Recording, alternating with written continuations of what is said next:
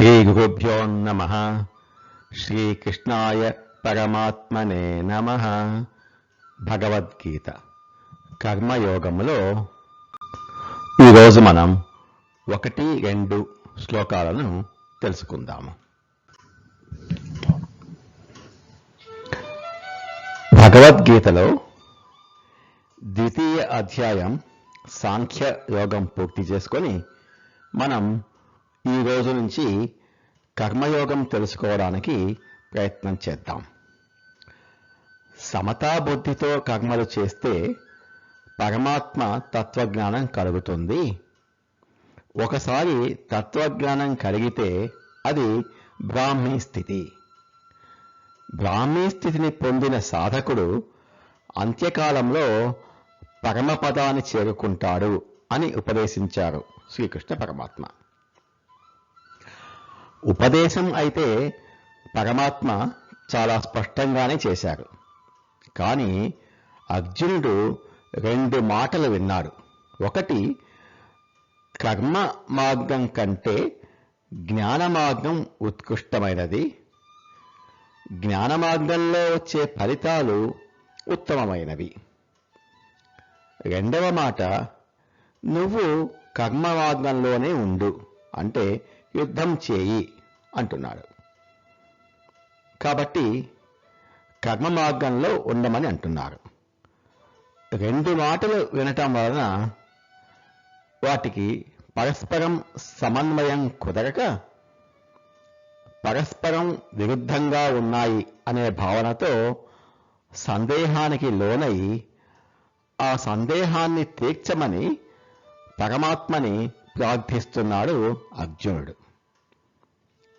ఈ సందేహం కేవలం అర్జునుడికే కాకుండా మనందరికీ కూడా కలిగింది.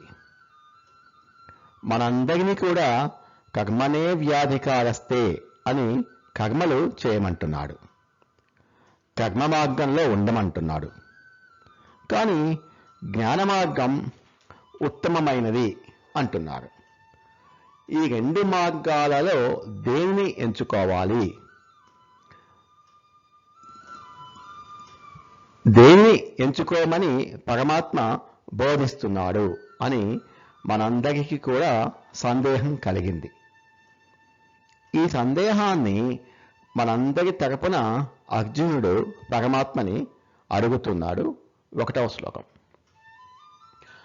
అర్జున ఉవాచ జ్ఞాయసి చేత్ కర్మణస్తే మతా బుద్ధిర్జనార్దన తత్కిం కర్మణి ఘోరే మాం నియోజయసి కేశవ. ఓ జనార్దన, జ్యాయసి చేత్ కర్మణః తే మతా బుద్ధి జనార్దన. ఓ జనార్దన, కర్మ కంటేను జ్ఞానము శ్రేష్టమైనదని నీ అభిప్రాయం అయితే తత్ కిం కర్మణి ఘోరే మాం నియోజయసి కేశవ. ఓ కేశవ, మరి నన్ను భయంకరమైన కర్మ అయినటువంటి ఈ యుద్ధమును ఎందులకు వినియోగించుచున్నావు? జ్యాయసి అంటే శ్రేష్టమైనది అని అర్థం. ఓ కేశవ, జనార్దన, జ్ఞాన మార్గము ఉత్తమమైనది, దాన్ని ఆచరిస్తే ఉత్కృష్టమైన ఫలితాలు కలుగుతాయి అని నీవు భావిస్తే నన్ను ఎందుకు ఈ ఘోరమైన కర్మ మార్గంలో ఈ ఘోరమైన యుద్ధాన్ని, నా బంధువులను గురువులను చంపే ఈ యుద్ధాన్ని చేయమంటున్నావు? నన్ను ఎందుకు జ్ఞాన మార్గంలోకి వెళ్ళమని చెప్పటం లేదు? అది మేలు కదా, నాకు హాయిగా అడవులకు వెళ్ళి తపస్సు చేసుకుంటాను అని అడుగుతున్నాడు అర్జునుడు. నన్నేమో కర్మ మార్గంలోకి వెళ్ళమని ప్రేరేపిస్తున్నావు, అలాగే జ్ఞాన మార్గం ఉత్తమమైనది అని చెప్తున్నావు. నాకు నీ మాటలతో సందేహాన్ని కలగచేస్తున్నావు. అర్జునుడికి పరమాత్మ నిర్దేశించిన కర్మ యుద్ధము. అది అయితే ఘోరమైనదే కావచ్చు. కానీ మనల్ని మాత్రం అంత ఘోరమైన కర్మలను చేయమని అనటం లేదు కదా.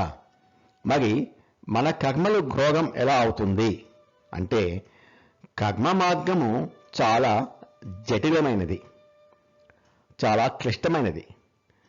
కర్మ మార్గంలో ఏది మంచి కర్మ, ఏది దుష్టకర్మ, ఏది నిషిద్ధ కర్మ అంటే చేయకూడని కర్మ అని తెలుసుకోవటం చాలా కష్టం. కర్మ మార్గంలో ప్రతి క్షణము జాగ్రత్తగా ఉండవలసి వస్తుంది. కర్మ మార్గంలో నిరంతరం శ్రద్ధ చాలా అవసరం. ఎంతవరకు మనకు అధికారం అన్నది అనేది చాలా జాగ్రత్తగా తెలుసుకోవాలి, పరిశీలించుకోవాలి. ఏమాత్రం తప్పినా ఫలితం ఘోరంగా ఉంటుంది.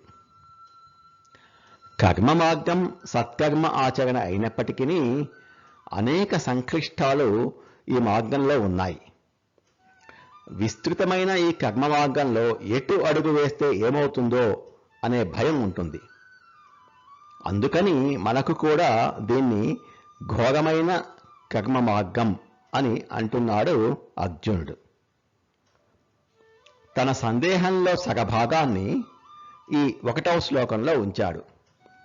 జాయసీ చేత్ కర్మణస్తే మతా బుద్ధి జనార్దన తత్కిం కర్మణి ఘోరే మాం నియోజయసి కేశవ. ఈ ప్రశ్నకు ఉత్తర భాగం అంటే 2వ భాగం 2వ శ్లోకంలో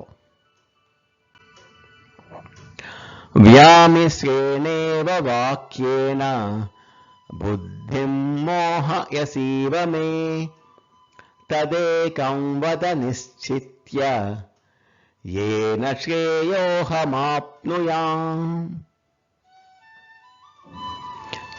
వ్యామి శ్రేణేవ వాక్యేన, కలగా పులగం వలె ఉన్న నీ మాటలతో బుద్ధిం మోహయసి ఇవమే, నా బుద్ధి భ్రమకు లోనగునట్లు చేయుచున్నావు.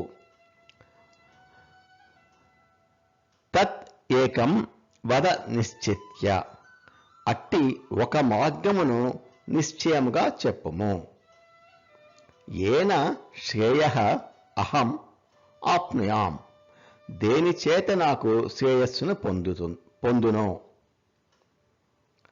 కలగా పులగం వలె ఉన్న నీ మాటలతో నా బుద్ధి భ్రమకు లోనవుతున్నది. కాబట్టి దేని చేత నాకు శ్రేయస్సు కలుగుతుందో అట్టి ఒక మార్గమును, అంటే కర్మయోగంలో శ్రేయస్సు వస్తుందా, జ్ఞానయోగంలో శ్రేయస్సు వస్తుందా, అట్టి ఒక మార్గమును నిశ్చయముగా చెప్పుము అని అడుగుతున్నాడు అర్జునుడు. జ్ఞాన మార్గము కర్మ మార్గములలో నాకు ఏది శ్రేయస్సు కలుగుతుందో నాకు తేల్చి చెప్పు అని చాలా వినయంగా అడుగుతున్నాడు అర్జునుడు. పరమాత్మ చాలా స్పష్టంగానే చెప్పారు, కానీ మన బుద్ధికే అవి భ్రమలు కలుగు చేస్తున్నవి. వ్యామిశ్రేణేవ వాక్యేన బుద్ధిం మోహయసీవ మే తదేకం వద నిశ్చిత్య ఏన శ్రేయోహమాప్నుయాం.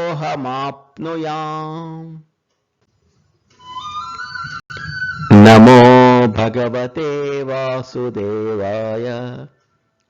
ఏతత్ ఫలం శ్రీకృష్ణార్పణమస్తు. స్వస్తి.